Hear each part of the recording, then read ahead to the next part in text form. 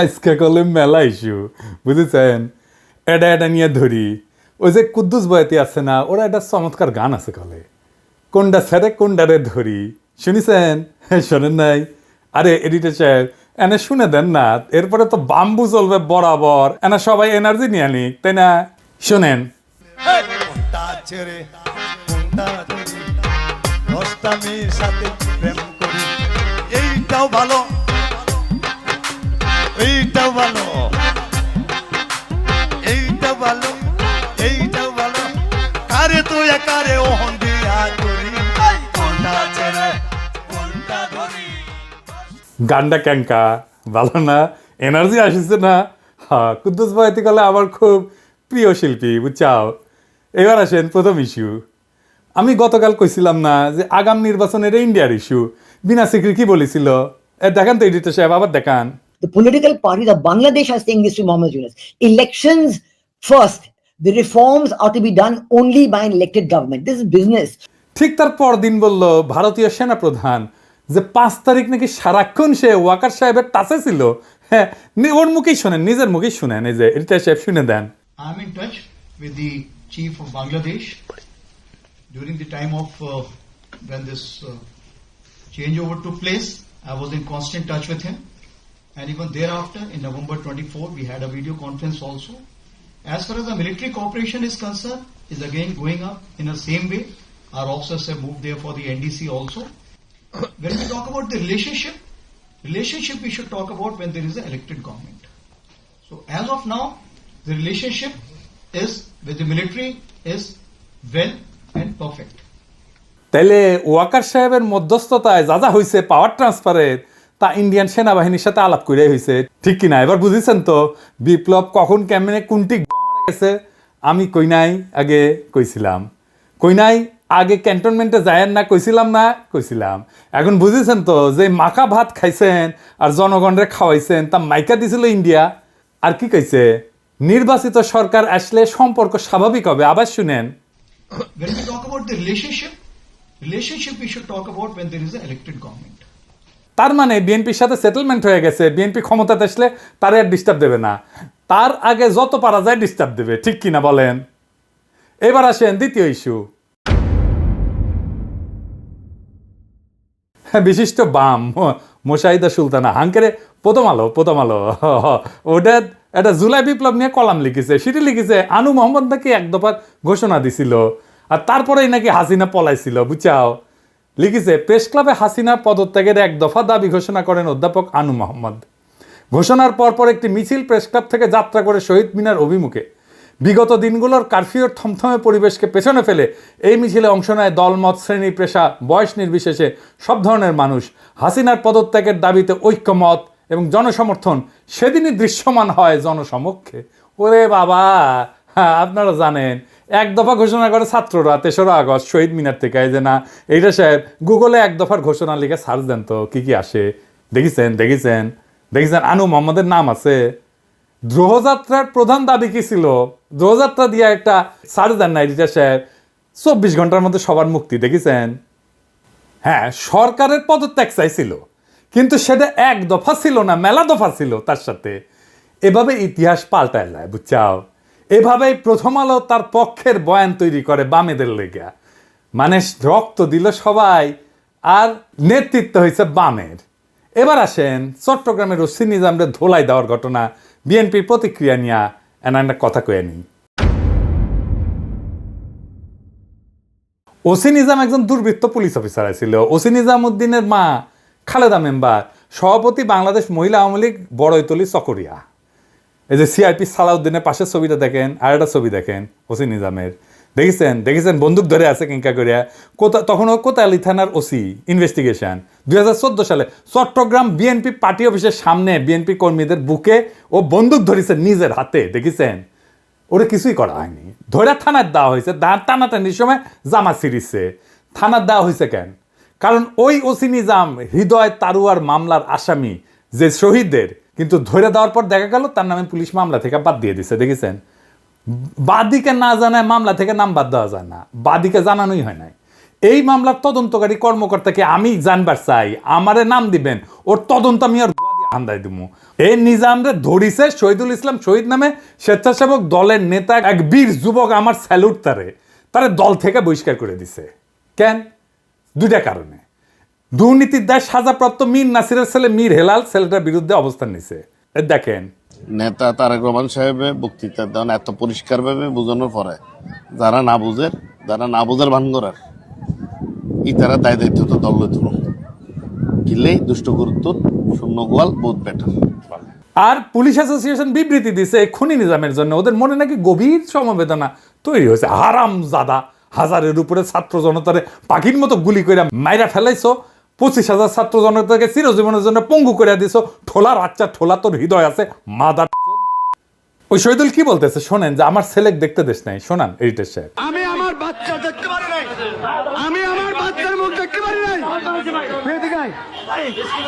এ হচ্ছে হোসেন আদম, সাদত ভাইকে যে লাঞ্ছিত করেছিল, আমাদেরকে লাঞ্ছিত করেছিল। জামাতের নেতাকে ধরে শিশু সন্ত্রাসী বলে চালান দিছে 3-3 বার। তার দোকান লুটপাট করিছে। বউ বাচ্চা গেছে দেখা করতে, বাচ্চার 104 ডিগ্রি জ্বর আসছিল, দেখা করতে দেন, সারা রাত ওই বাচ্চাটারে বসায় রাখিছে। আলিয়া মাদ্রাসা ক্লাস 8-এর ছাত্রের ধরে নিয়ে গেছে, পরীক্ষা দিছে বাচ্চাটা জেল থেকে। এখন ঠোলা অ্যাসোসিয়েশনে হৃদয় বাইরে হয়েছে শালা, 14 জেনারেশনের জাউরা শালা। বিএনপি ভাবিছে ঠোলা দিয়ে ইলেকশন করাবি, তাই পুলিশের করতে গেছে বিএনপি। এখন এই শহীদুল ইসলামকে নিজাম সাইজ করবি। এই নিজাম, শহীদুলের যদি কিছু হলে না তো ঠ্যাঙ্ক এটা ভেজে খামু কলে আমি। শহীদুল, তুমি ছাত্রদের নাগরিক কমিটির জয়েন দাও, তুমি উটি নেতা হবা। তোমার বীরত্বরে স্যালুট আমার। নাগরিক কমিটি করছি, যেটি ইনকা স্পিরিটেড বিএনপির তৃণমূল কর্মীর সাথে বেইনসাফি করবে বিএনপি না তারই নিয়ে নিবা। ওই যে ইসকনের নামে মামলা করেছিল না যে বিএনপি নেতা, তাকে নিয়ে নাও। ওই চট্টগ্রামে হিরোইক ইমেজ তৈরি করতে পারবি। এবার আসেন মিজানুর রহমান আজাহারির তাফসির মাহফিলে গ্যাঞ্জাম নিয়ে কথা বলি। সিলেটে যেভাবে মিজানুর রহমান আজাহারির ওয়াজের শেষে হট্টগোল করে বন্ধ করে দেওয়া হয়েছে, তাতে আমি হতবাক এবং ক্ষুব্ধ। শুনেন তার কথা, শুনেন শেষ দিকের কথা। এই জায়গাটাতে এরকম কেন হইলো? শুরুতে তো এটা ছিল না। এখন আইন শৃঙ্খলা বাহিনী তোমাদের সাথে লাঠিচার্জ করবে, ধাক্কাধাক্কি করবে, তোমরা আমার সাথে এটা হবে এরকম? তোমরা তো ব্যথা পাবা তো। বসো না, সবাই বসতে পারলে তোমাদের কি? বসো। এটা আমি এখন পরিকল্পিত কিছু হতে পারে এই ধারণাও করতে হবে আমাদের। লক্ষ লক্ষ মানুষ বসে আছে, তোমরা একটু শান্ত হবে না? হ্যাঁ, বসো। আর 2 মিনিট একটু কোঅপারেট করো। 2 মিনিট একটু কোঅপারেট করো। জি পুলিশ ভাইরা, হ্যাঁ আস্তে জি বসে যাবে। হ্যাঁ ঠিক আছে, 2 মিনিট। এই বিভাগে আমার আর আসা হবে না, আমি একবারই তো আসলাম। সো যা বলার তো আমি এখনই বলতে হবে, এমন না যে আমি আবার সুনামগঞ্জে আসবো, হবিগঞ্জে আসবো। খুবই গুরুত্বপূর্ণ কয়েকটা কথা আমি রাখবো তোমাদের সামনে। বসো, শেষ করে দিব। এই তো আর 10 মিনিট সময় আছে আমার হাতে। বসো। মাশাআল্লাহ, এই ঠিক আছে। আমি কলে এখানে এক বিশাল ষড়যন্ত্রের গন্ধ পাইতেছি। ঘটনা ছোট, রাজনৈতিক গুরুত্ব অপরিসীম। আজারি সাহেব নিজেই কইছে যে সামান্য জায়গায় একটা অল্প কিছু লোক এই কাজটা করেছে। শুনেন, পুরো লক্ষ লক্ষ মানুষ, আমি তো দেখতে পাচ্ছি কত লক্ষ লোক হয়েছে। একটা জায়গায় কোনো সমস্যা নাই, এখানে কয়েকশো ছেলে পেলে এই ধাক্কাধাক্কি। না নিজে শুনতে পারতেছো, না অন্যকে শুনতে দিচ্ছ, না আমাকে বলতে দিচ্ছ। কি করতেছো তোমরা? এগুলো কি করতেছো? আমি আজকে just as a gesture of goodwill, আমি নামটা কইলাম না কে করিছে, কয়া দিব কিন্তু কে করিছে এইটা। এই হট্টগোল হয়ে কেন সুষ্ঠুভাবে শেষ করতে পারলেন না তাফসির মাহফিল আজারি সাহেব? কারণ বিএনপি নেতারা প্রকাশ্যে বলিছে মাহফিলে আজারি সাহেব হেস্তনেস্ত শিকার হবে, এটা কইছে বিএনপি নেতা। সত্যি কথা, আমি ব্যানে করছি না। এই যে শুনেন, রহমান আজারি বক্তব্য রাখে বিএনপির বিপক্ষে, এত সাহস সে কোথায় পায়? আপনি এই জামাতের পক্ষে কথা বন্ধ করেন, নাহলে দেশের মানুষ যেভাবে আপনার এই যে মাহফিল করে, মাহফিলে কিন্তু আপনি হ্যাস্ত শিকার হবেন। এই মুসলিম লীগের কারণে, কারণ এই মুসলিম লীগ কিন্তু বিএনপি কে পছন্দ করে, এই মুসলিম লীগ কিন্তু অন্য সংগঠনকে পছন্দ করে। কিন্তু আল্লাহর নামে স্লোগান দিয়ে, ধর্মের কথা বলে, মাথায় টুপি লাগিয়ে, পাঞ্জাবি পরে বিএনপি কে বকবেন না আপনি, তাহলে কিন্তু হ্যাস্ত শিকার হবেন। আবার যে কোনো মুহূর্তে কিন্তু আপনি দেশান্তর হতে পারেন। ঠিক তার পর দিন এই ঘটনা ঘটলো। তার আগে তো অনেক নেতা, রিজভী ভাই তার সহকর্মীদের তাতায় রাখছে, এখন আজারির উপর কেন বিএনপি বিলা? দুইটা কারণে। এক, বিএনপির তো জমায়েত করতে টাকা খরচা হয়, এমন কোনো বক্তা নাই যার বক্তৃতা শোনার জন্য লাখে লাখে মানুষ যাবে। খালেদা জিয়া বা তারেক রহমান আসলে যাইতে পারে, কিন্তু দেশে আছে এমন কোন নেতার বক্তব্য শুনতে এখন আর যাবে না লাখে লাখে লোক। আর আজহারীর বক্তব্য শোনার জন্য স্মরণকালের সর্ববৃহৎ সভা হচ্ছে, যেটি যাচ্ছে সেটি হচ্ছে। এটা গা টাটাইতেছে বিএনপির। জনসমাগম মানে ক্ষমতা, বুঝছাও? আমাদের ভিডিওর ভিউ গেলে ক্ষমতা, আমাদের পোস্টের লাইক শেয়ার ক্ষমতা, এই ক্ষমতাকে বিএনপি চ্যালেঞ্জ মনে করিচ্ছে। আর 2 নাম্বার, ইন্ডিয়ার ডরায় জনপ্রিয় ইসলামী বক্তারে, এই জন্যই তারা চড়াও হয়েছিল মৌলানা দেলাওয়ার হোসেন সাইদের উপরে। আজহারী সাহেব ইভেন বিগার থ্রেট তাদের জন্য, বড় ভয়, কারণ সংঘবদ্ধ মুসলমানে তাদের ভয়। আজহারী জামাত করে না, তার বয়স কম, তারা যুদ্ধাপরাধী বানাইতে পারবে না, চমৎকার কথা বলে, আধুনিক মননশীল, অপূর্ব সুন্দর গলা আর চেহারা মাশাআল্লাহ, ইংরেজি বলতে পারে ভালো। এইরকম একজন দায়ীকে কোনোভাবে টলারেট করবে ইন্ডিয়া? করবে না। এক বেকুব তার মাথার দাম ধার্য করেছে, শুনেছেন? শুনেন।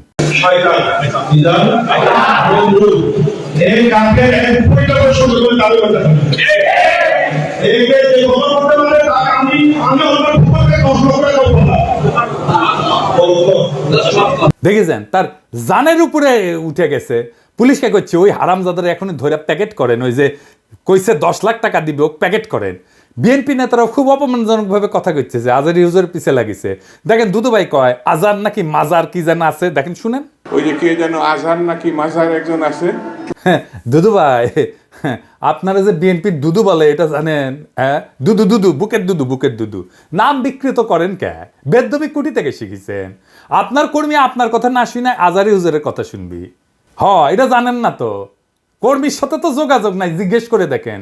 আজহারী হুজুরের নাম শুনলে কয়বার সালাম দেয় শুনেন, আর আপনার পিছে যায় কি কয় শুনেন। নিজেরা বেশি হারকুলিস ভাবেন না, বুঝছেন? উঠলে দিন বাগে খেয়েছে।